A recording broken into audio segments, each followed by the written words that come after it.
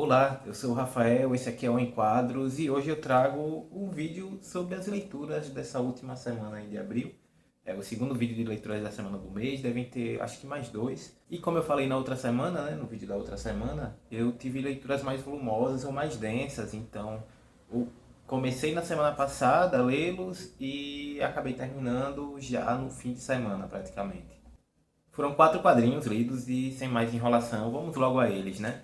A saga dos X-Men, volume 15, essa edição aqui, que é meio que um especial, ela pode ser pulada, a depender, tipo, junto com a edição 14. Que a 14 traz as cinco edições da minissérie do Long Shot, as cinco primeiras.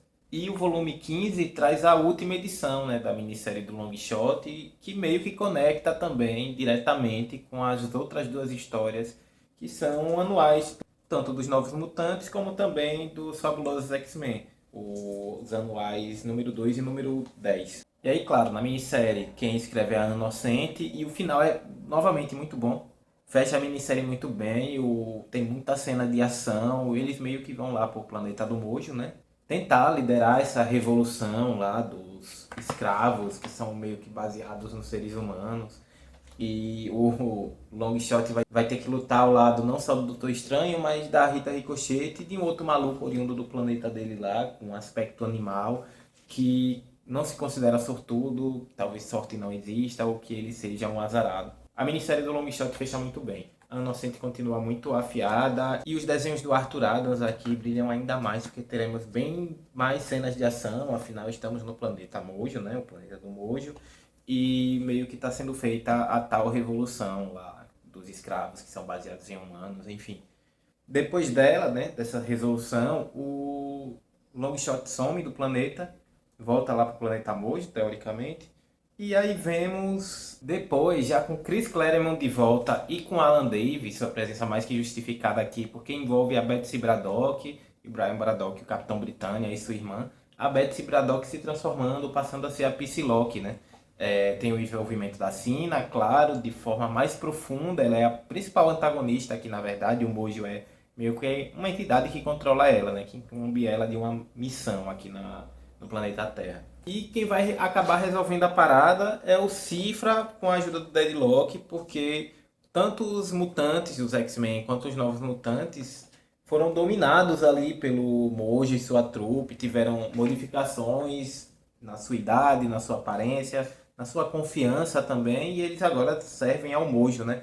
Vemos ele nesses conflitos e tal, isso é uma parada que aparece muito nas histórias dos Novos Mutantes. E eu falei do Alan Davis lá, por causa do Excalibur, né, e dos Braddocks, e faz todo sentido aqui, porque são histórias muito piradas, assim como eram lá no Excalibur, né? Parece que por jogar esses personagens estadunidenses lá na Terra da Rainha, o Chris Claremont se deu ao direito de fabular mais e não refletir tanto os problemas sociais dos Estados Unidos ali da sua época. E aí tem também o anual dos X-Men, né, dos fabulosos X-Men, que continua sendo uma treta ali com o Mojo a partir de um treino ali na sala de treinamento, né, da Mansão Xavier. E aqui volta o Arthur Adams, né? Novamente, uma edição cheia de ação. Os anuais costumam ser bem bombásticos, assim, trazerem grandes acontecimentos.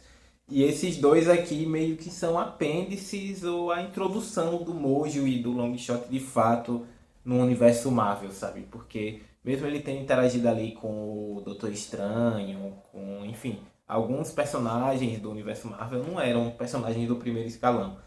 E aqui os mutantes estavam voando, né? Eles eram aí as estrelas dos quadrinhos de super-herói. Não tinha mais volta a partir daqui.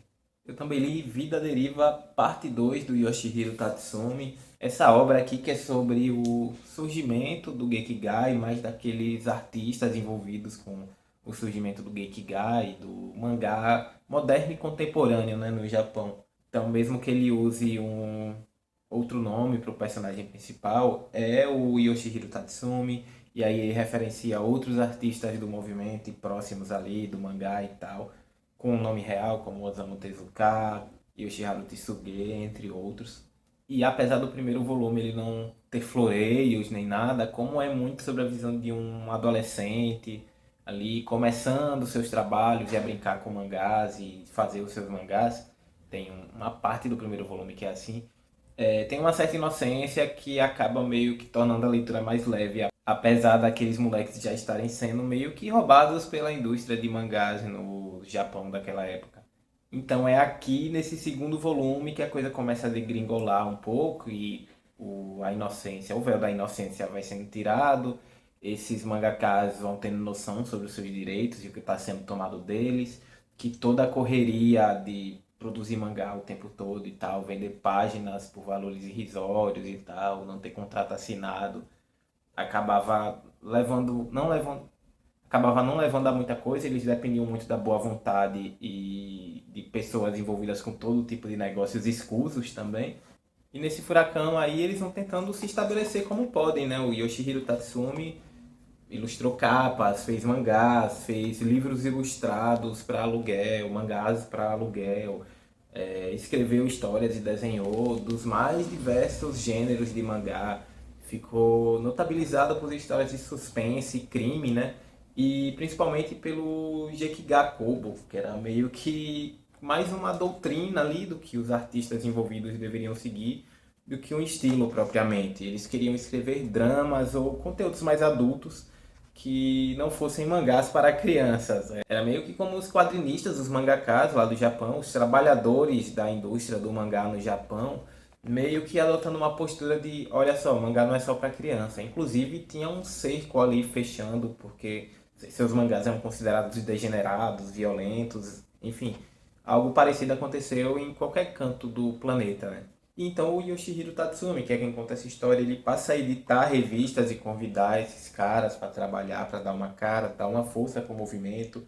Começa a ter revistas destinadas ao Gekiga Kobo, tem gente imitando a iniciativa, os antigos patrões estão enlouquecidos, né, pelo desafio, por um cara, funcionário deles ali, que estava fornecendo páginas de mangás para eles imprimirem e acumularem mais capital e ter capital de giro ali, talvez legitimando alguns negócios escusos, eles passaram a ter um nome proeminente, um nome de estrela, um status ali naquele meio, né? Então passam a ter voz e influenciar outros artistas que já têm como sonho não produzir para uma editora e sim para a revista Gekiga Kobo, por exemplo.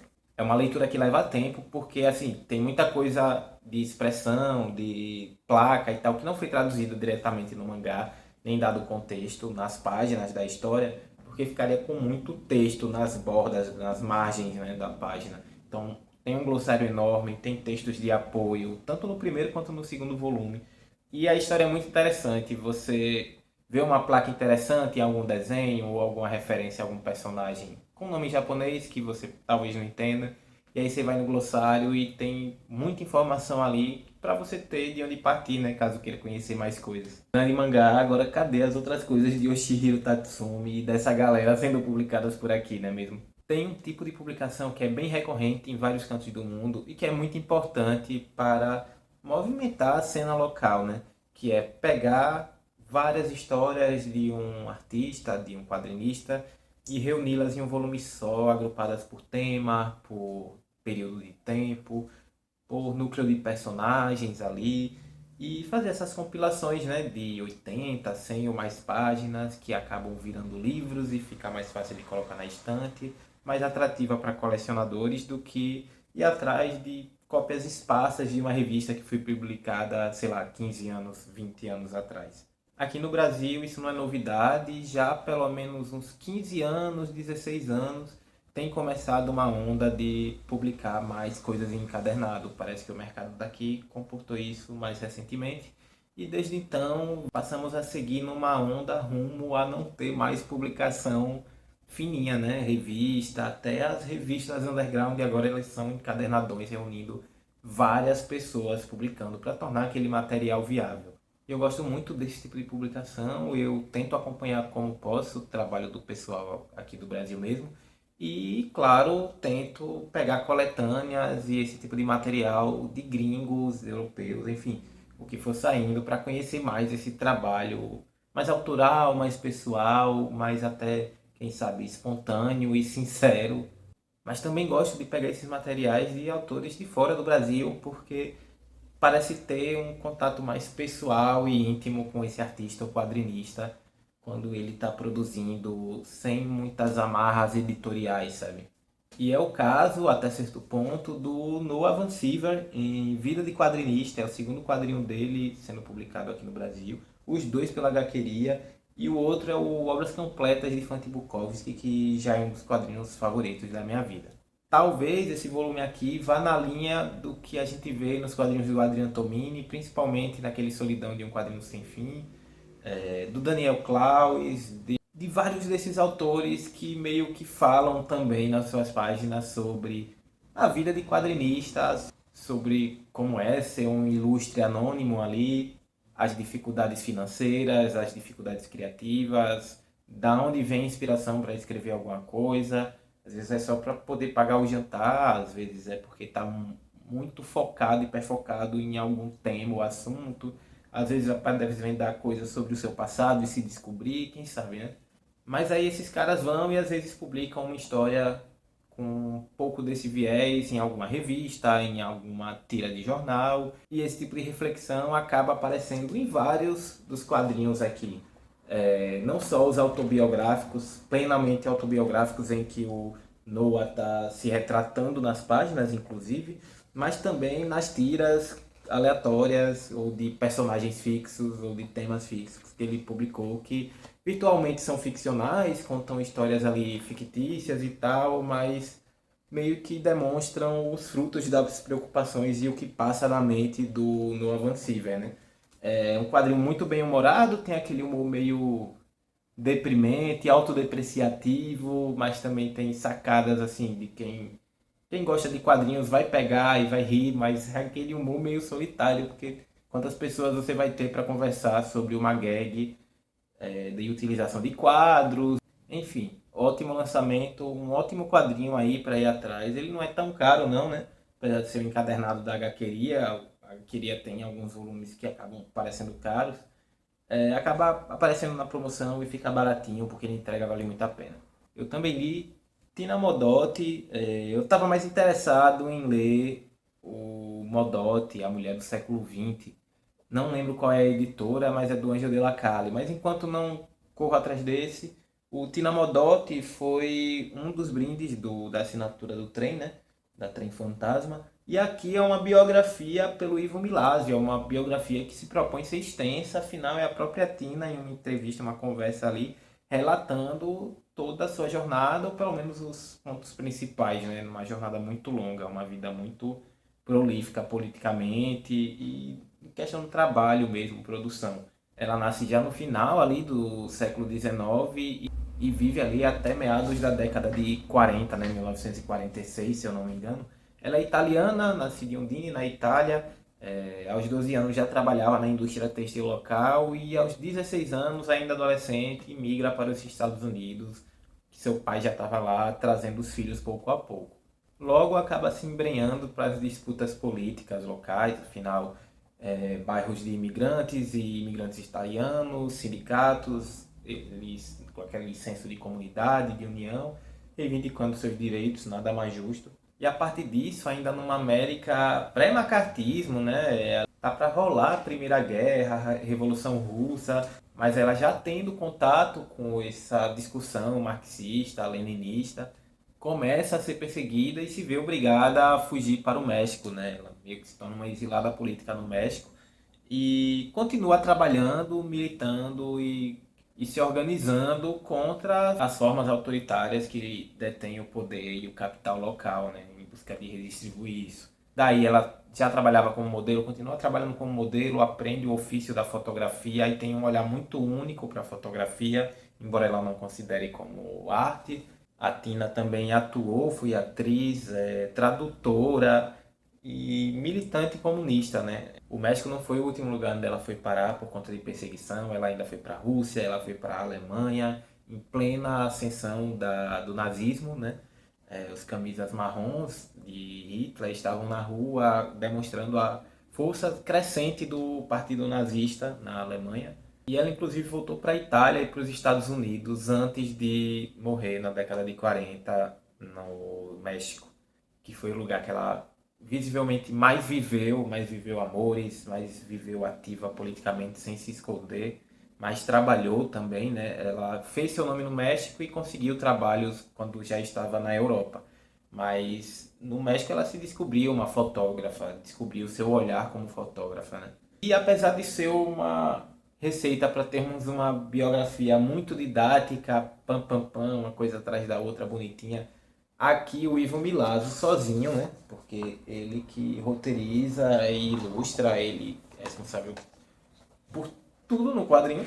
Ele consegue, de forma simples e eficiente, separar o que são as memórias, o que está sendo contado, do momento que está contando, com um simples uso de preto e branco, no momento atual em que ela está revelando, né, nessa conversa, o que se passou com ela, para páginas pintadas em aquarela, uma aquarela simples também, mas muito bonita e efetiva, porque as cores refletem o ânimo, o local onde ela está, o que está se passando, a intensidade da cena em si, sabe, o calor da cena.